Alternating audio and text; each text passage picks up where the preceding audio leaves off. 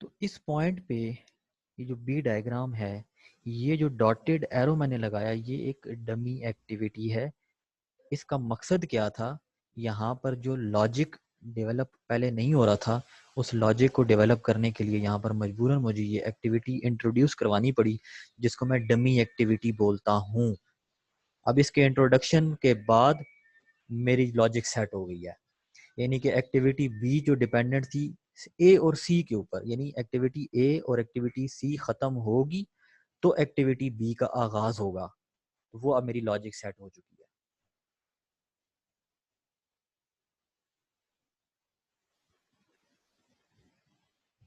अब मैं बढ़ता हूँ दूसरी टाइप ऑफ डमी एक्टिविटी, जो हम अपने नेटवर्क जब डेवलप कर रहे होते हैं डायग्रामिंग मेथड, इस स्पेसिफिक मेथड में, तो मजबूरन इंट्रोड्यूस करवानी पड़ती है। बाज़ का जब हम नेटवर्क बना रहे होते हैं, डायग्राम डेवलप कर रहे होते हैं, सिनेरियो ऐसा बनता है कि दो एक्टिविटीज़ की जो नोड्स हैं, स्टार्टिंग नोड और एंडिंग नोड, ये सेम आ जाती है।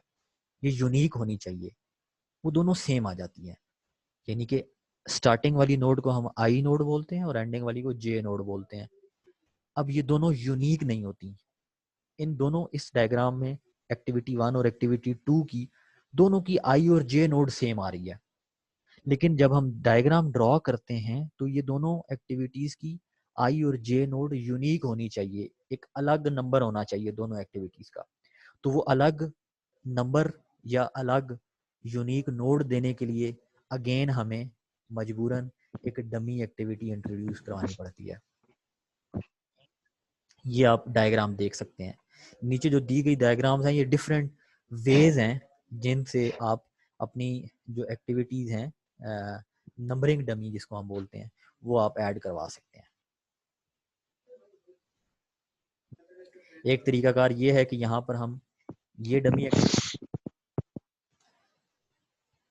अच्छा ये दूसरी टाइप ऑफ डमी थी जिसको हम नंबरिंग डमी बोलते हैं, कि आपने इस चीज़ का ख्याल रखना है कि जो भी एक्टिविटीज़ के दरमियान आप लॉजिक डेवलप करते हैं नेटवर्क डायग्राम में, ख़ास तौर पे एरो नेटवर्क डायग्राम में, तो दोनों एक्टिविटीज़ का जो आई और जे नोड है, यानी कि स्टार्टिंग और फिनिशिंग नोड है, ये यूनिक होनी चाहिए। अगर ये यूनिक नहीं है तो आपने डमी एक्टिविटी इंट्रोड्यूस करवानी है, ताकि ये लॉजिक बने और दोनों एक्टिविटीज़ की जो स्टार्ट और एंड नोड है वो यूनिक। अब इस यहाँ पर देखें, इस डायग्राम में एक्टिविटी 1 की अगर आप नोड करते हैं तो वो के जे बनेगी, और एक्टिविटी 2 की बनेगी आई जे। अब ये दोनों एक्टिविटीज का यूनिक नेम आ गया, यूनिक नोड्स आ गई, ये सेम नहीं आ रही, ये रिपीट नहीं हो रही।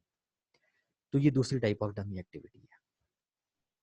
ये एक और एग्जांपल है, यहाँ पर आप देखें, ये एक्टिविटी ए थी और ये एक्टिविटी बी थी। दोनों की जो स्टार्टिंग और एंडिंग नोड है वो सेम है, 70 से स्टार्ट हो रही है और 80।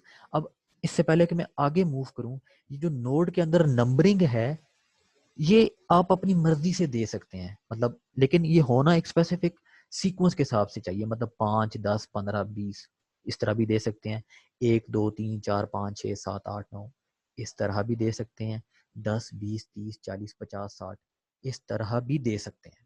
लेकिन आपने इस चीज़ का ख्याल रखना है कि कौन सी एक्टिविटी पहले आ रही है और कौन सी एक्टिविटी बाद में आ रही है।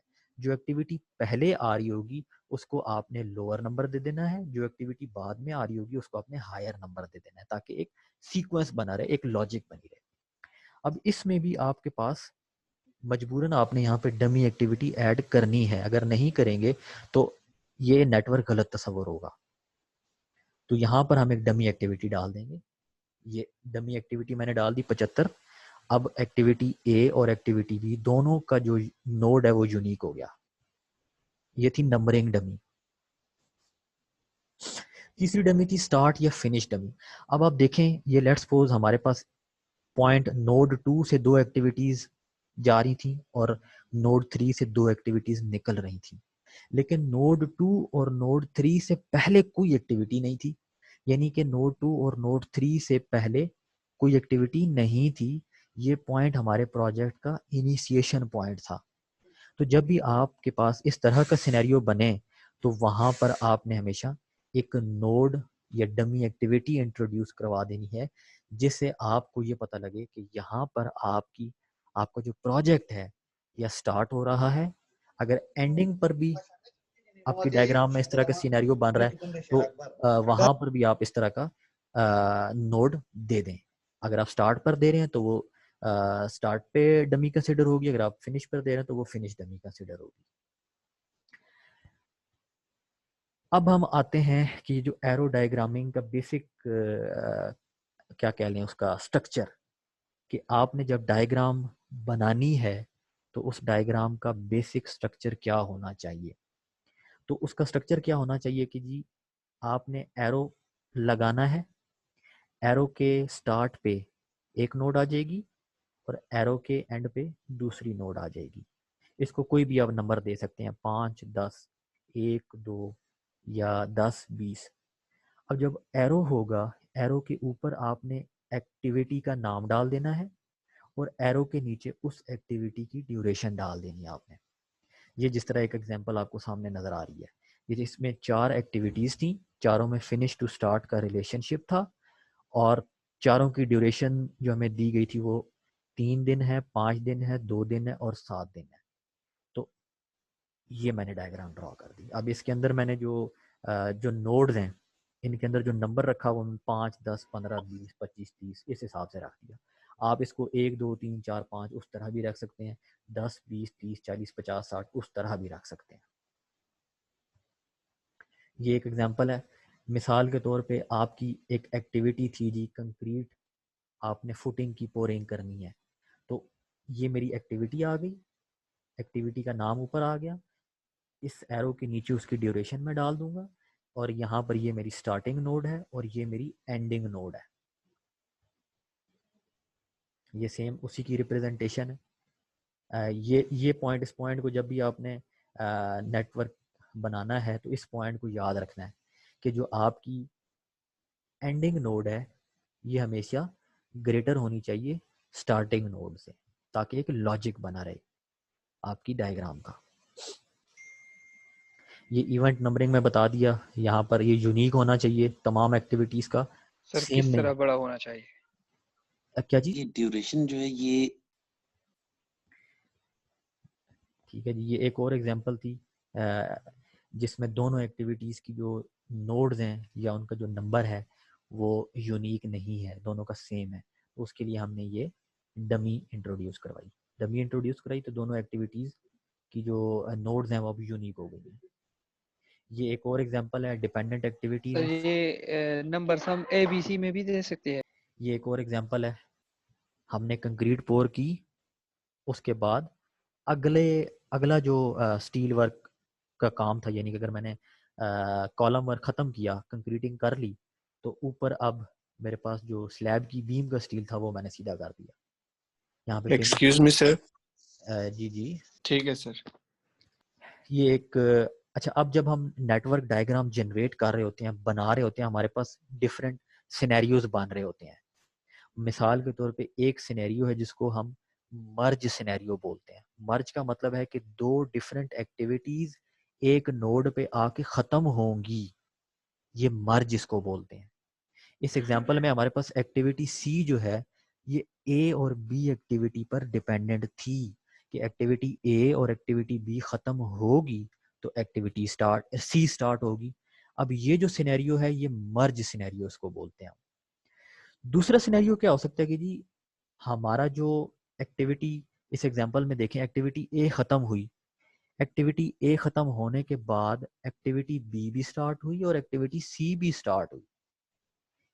ये इस स्पेसिफिक सिनेरियो को हम बर्स्ट बोलते हैं, यानी कि यहाँ पर एक एक्टिविटी ख़त्म हुई तो उसके ख़त्म के बाद मज़ीद दो एक्टिविटीज़ का आगाज़ हो गया। तो इस तरह का अगर सिनेरियो है तो उसको हम बर्स्ट सिनेरियो बोलते हैं। फिर एक होता है जी क्रॉस सिनेरियो, यानी कि दो एक्टिविटीज एक नोड पे आके खत्म हुई तो उसी नोड से मजीद दो एक्टिविटीज इवॉल्व हो गई या पैदा हो गई। ये सिनेरियो जो है इसको हम क्रॉस सिनेरियो बोलते हैं।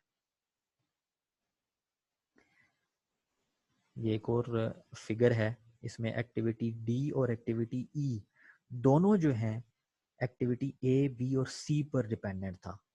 ये एक क्रॉस सिनेरियो जनरेट हो रहा है यहाँ पे। इसकी रिप्रेजेंटेशन है। अब जब भी हम नेटवर्क ड्रॉ करेंगे तो उसमें ख्याल रखना है कि पाथ डिफरेंट एक्टिविटीज़ का ओवरलैप हम पूरी कोशिश करनी करेंगे कि वो ओवरलैप ना हो। कोई भी दो या दो से ज़्यादा एक्टिविटीज़ का पाथ आपस में ओवरलैप नहीं होना चाहिए। अगर वो ओवरलैप हो जाता है, मतलब कि आप पूरी कोशिश कर रहे हैं लेकिन फिर भी मजबूरन ओवरलैप करना पड़ रहा है आपको, तो इन फिगर में दिए गए 3 मेथड्स में से कोई सा भी आप चूज करके ओवरलैप करवा दें। मैं आपको सजेस्ट करूंगा ये जो फाइनल वाला ओवरलैपिंग आपको बताया गया है, इसको आप फॉलो करें। अगर आपको कहीं भी डायग्राम के अंदर दो डिफरेंट पाथ्स क्रॉस करवाने हैं तो इस वाले पैटर्न को फॉलो करें, आप कंफ्यूज नहीं होंगे। आपका जो पाथ है वो मिक्सचर नहीं बन जाएगा चीज़ों का। अच्छा जी, अब हम आते हैं अपने इस लेक्चर के आखिरी पोर्शन की तरफ और फिर कुछ एग्जांपल्स डिस्कस करेंगे कि इस नेटवर्क डायग्राम को या एरो नेटवर्क डायग्राम को ड्रॉ किस तरह करना है। तो हमारे पास इसको ड्रॉ करने के लिए दो डिफरेंट मेथड्स अवेलेबल हैं, जो भी आपको आसान लगे। ज़रूरी नहीं है कि आप इन्हीं दो मेथड्स को फॉलो करें। आप अपनी अगर कोई सेंस यूज़ कर सकते हैं और एक अपना अपने मतलब प्रैक्टिस के बाद आपको लगता है कि मैं इस टेक्निक को यूज़ कर सकता हूँ, इस तरह मैं जल्दी पाथ बना सकता हूँ, तो आप भले उन्हीं को फॉलो कर लें। ज़रूरी नहीं है कि आप इन्हीं टेक्निक्स को फॉलो करें। तो अगर आप अपनी प्रैक्टिस के दौरान आपको लगे कि भाई ये मेथड ठीक है जो मैं कर रहा हूँ, जो मुझे मेरी जो कॉमन सेंस कह रही है प्रैक्टिस के बाद मुझे ये फॉलो करना चाहिए, गो फॉर दैट मेथड, मैं आपको ये सजेस्ट करूँगा। लेकिन अगर आप लिटरेचर की बेस पे जाना चाह रहे हैं, बुकिश नॉलेज पे जाना चाह रहे हैं, तो उसके हिसाब से दो टेक्निक्स हमारे पास अवेलेबल होती हैं। एक टेक्निक जो है डिपेंडेंट है इमीडिएट प्रीसीडिंग एक्टिविटी के ऊपर, कि ये जो टेक्निक 1 है ये आईपीए लिस्ट डिपेंडेंट टेक्निक है। इसमें होता क्या है, हमें जो भी न्यूमेरिकल गिवन होता है उसमें जो हमारी आईपीए एक्टिविटीज होती हैं, इमीडिएट प्रीसीडिंग एक्टिविटीज, उनको हम अलग कर लेते हैं।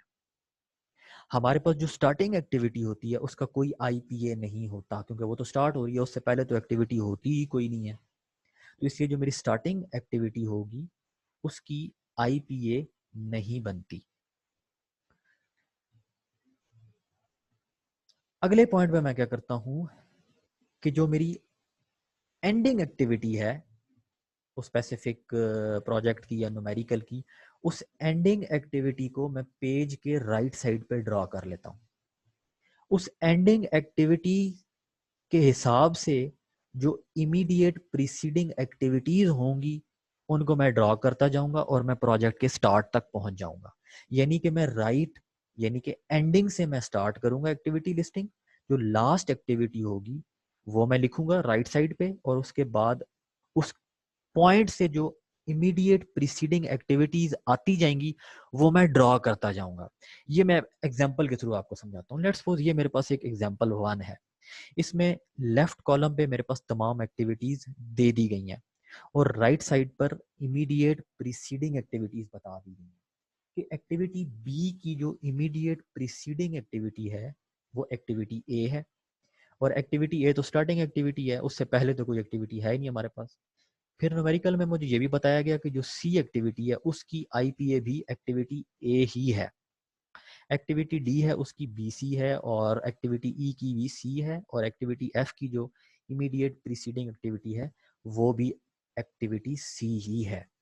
अब मैंने किया क्या, जो मेरी आखिरी 3 एक्टिविटीज थी, क्योंकि तीनों में ये मेरी फिनिशिंग एक्टिविटीज हैं, इनको मैंने पेज के राइट साइड पर लिख दिया। एक्टिविटी डी, एक्टिविटी ई और एक्टिविटी एफ, ये पॉइंट ए पे स्टेप 1 हो गया।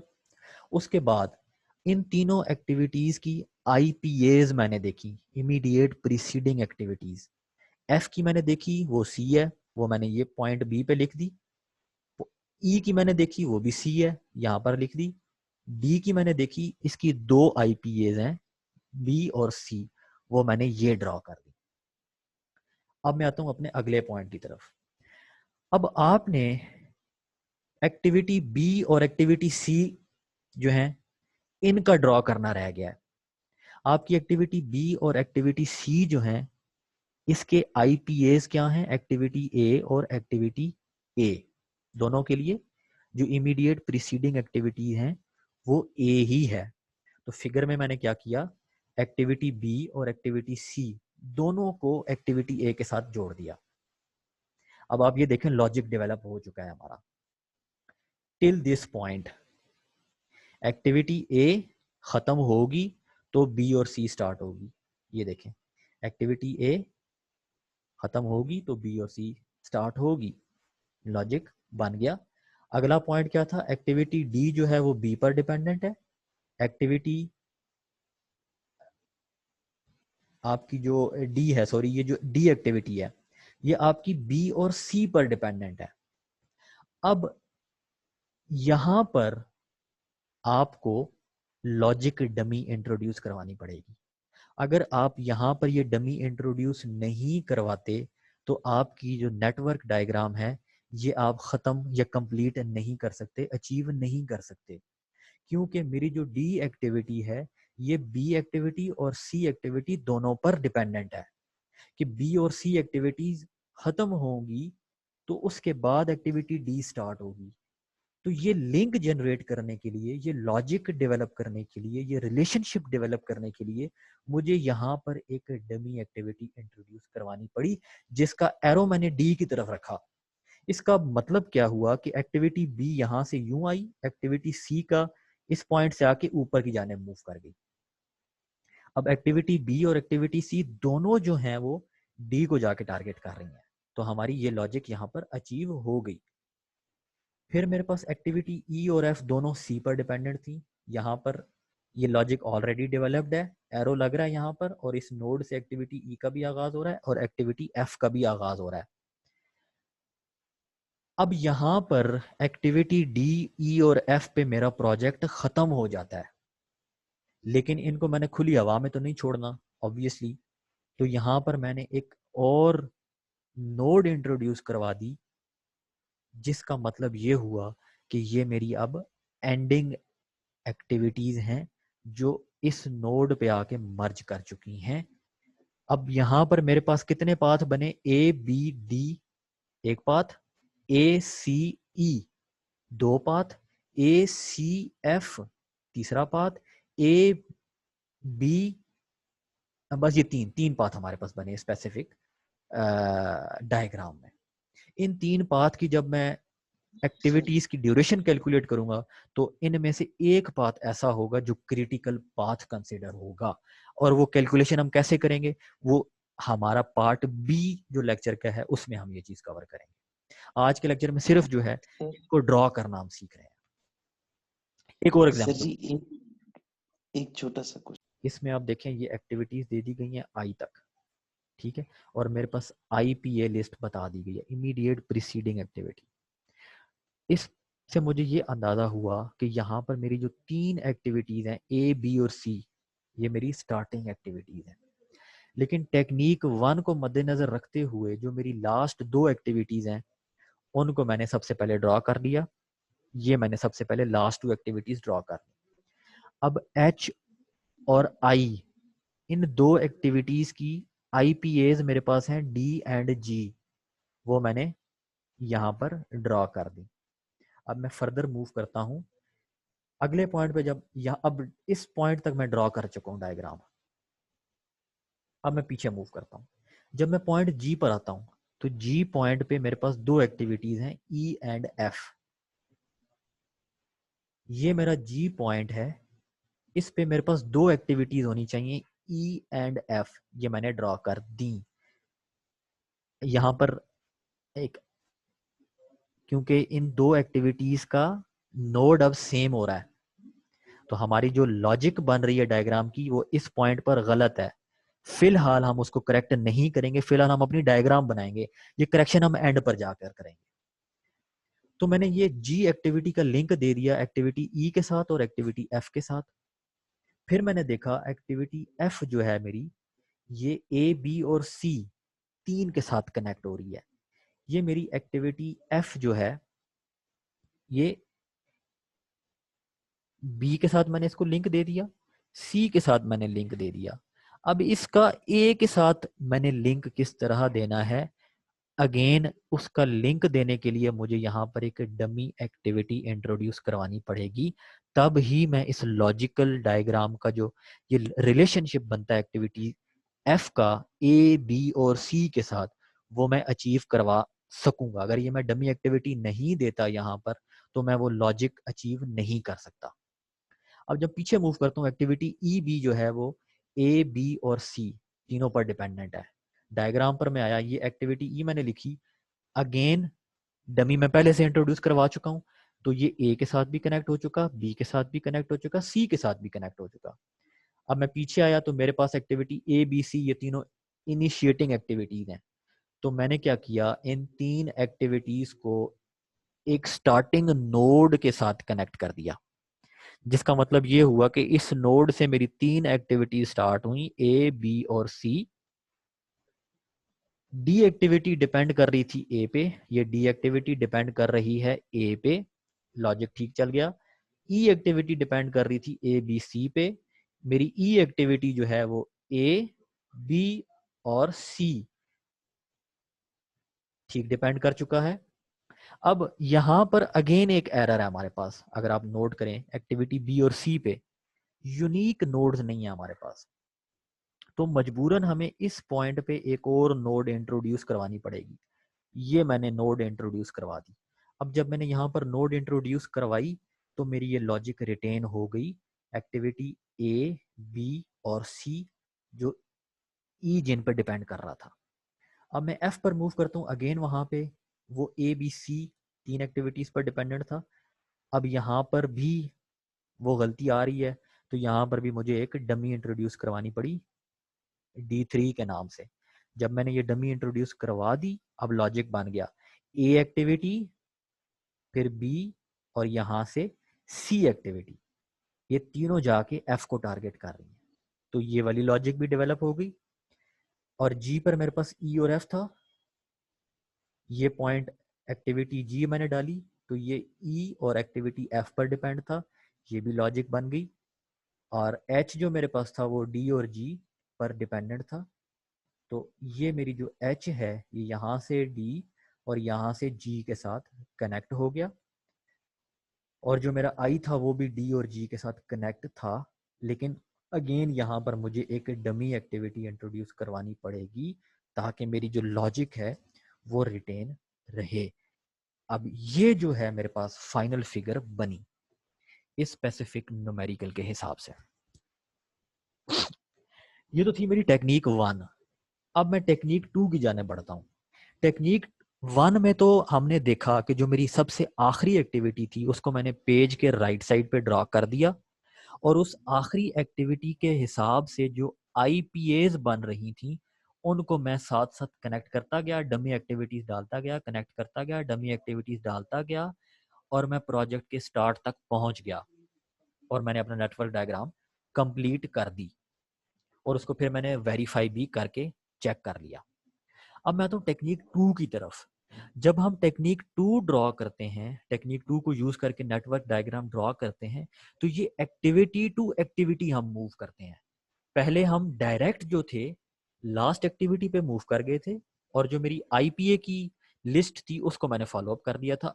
इसमें मैंने किया क्या, मैं एक्टिविटी टू एक्टिविटी मूव कर गया कि जो मेरी स्टार्ट वाली एक्टिविटी थी वो पेज के लेफ्ट पे लिख ली, लास्ट वाली जो एक्टिविटीज थी वो मैंने पेज के राइट पे लिख ली, और जो मेरी मिडल एक्टिविटीज थी वो मैंने सेंटर में लिख ली। ये एग्जांपल हम डिस्कस कर लेते हैं।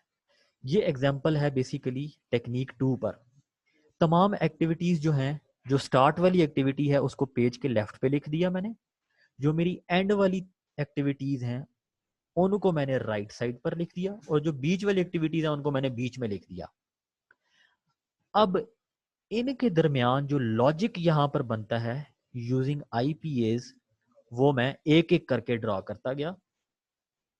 यानी कि अगर मैं यहां पर देखूं, बी एक्टिविटी जो है वो ए पर डिपेंडेंट है, तो यहां पर मैंने इस तरह करके लिंक बना दिया। सी को अगेन मैंने ए के साथ लिंक कर दिया।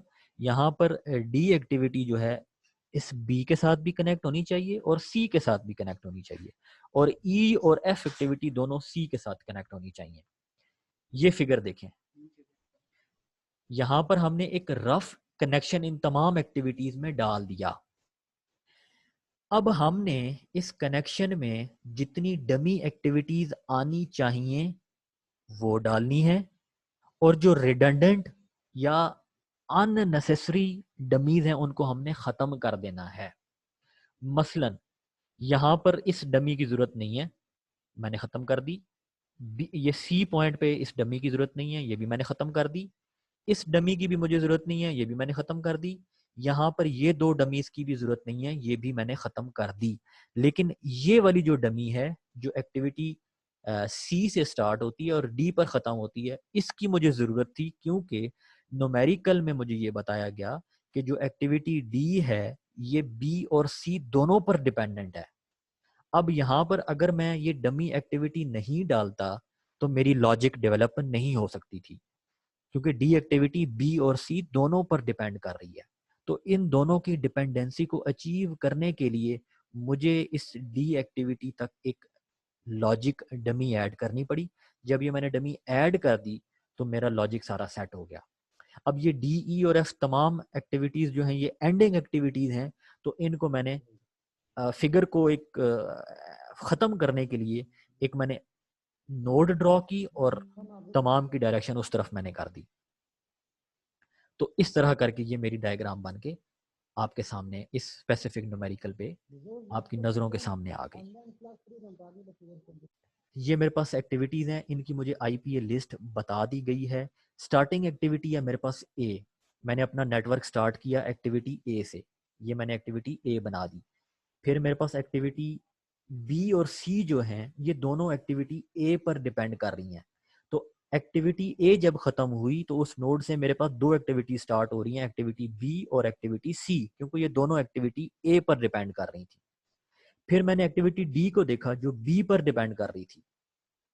यहां पर मैंने क्या किया, जहां से बी खत्म हुई वहां से मैंने डी स्टार्ट कर दी, क्योंकि डी जो है वो सिर्फ बी पर डिपेंड कर रही थी। फिर मैंने ई देखा, ये दो एक्टिविटीज पर डिपेंड करती है, बी एंड सी पे। तो एक्टिविटी ई मैंने ड्रॉ की। अब इसको मैंने कनेक्शन देना था एक्टिविटी बी और सी के साथ।